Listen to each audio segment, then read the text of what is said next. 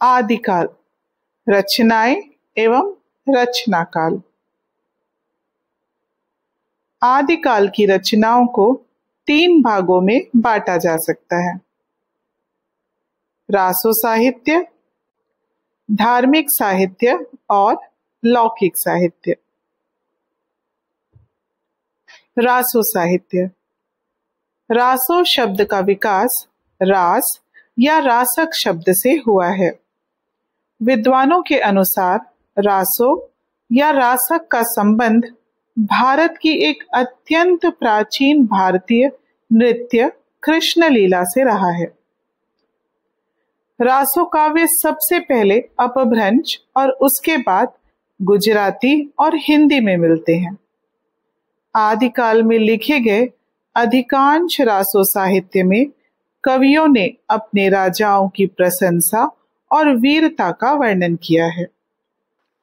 आदिकाल के कवि प्रायः राज दरबारों में रहते थे और कविता के अलावा जरूरत पड़ने पर अपने राजाओं के साथ युद्ध भूमि में जाकर युद्ध भी किया करते थे। इन कवियों को चारण कवि भी कहा जाता था। कवि के साथ साथ योद्धा होने के कारण ये अपने राजाओं की वीरता पर जबरदस्त कविताएं लिखा करते थे। इस काल में प्रमुख रूप से रासो ग्रंथों की रचना हुई। चंदबरदाई के पृथ्वीराज रासो को इस काल की सबसे प्रमुख रचना माना जाता है। पृथ्वीराज रासो में राजा पृथ्वीराज चौहान की वीरता का बहुत सुंदर ढंग से वर्णन किया गया है। चंदबरदाई के पृथ्वीराज रासो के अलावा नरपति नाल का बिसल देव रासो और जगनिक का परमाल रासो भी इस युग के कुछ प्रमुख रासो साहित्य हैं। परमाल रासो को आलाखंड भी कहते हैं। धार्मिक साहित्य। आदिकाल के समय धर्म के प्रचार प्रसार के लिए लिखे गए साहित्य को धार्मिक साहित्य कहते हैं।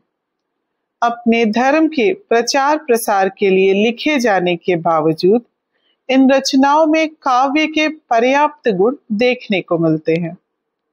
इस काल के साहित्य के अंतर्गत सिद्ध, जैन, बौद्ध और नाथ साहित्य को रखा जा सकता है।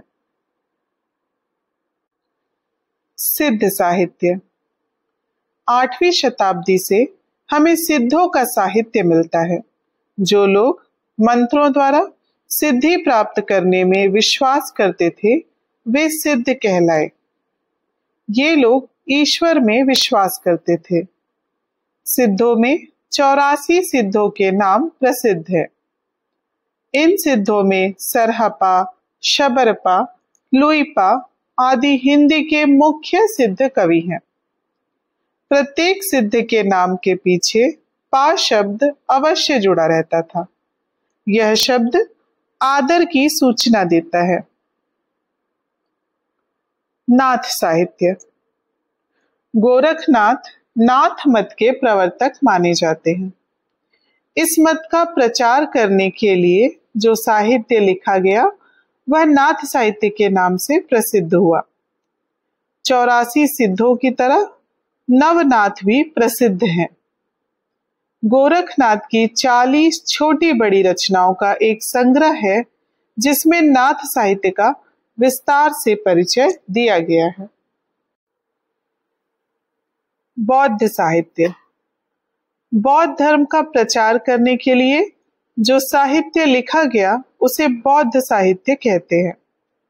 बौद्ध धर्म के प्रवर्तक भगवान बुद्ध हैं।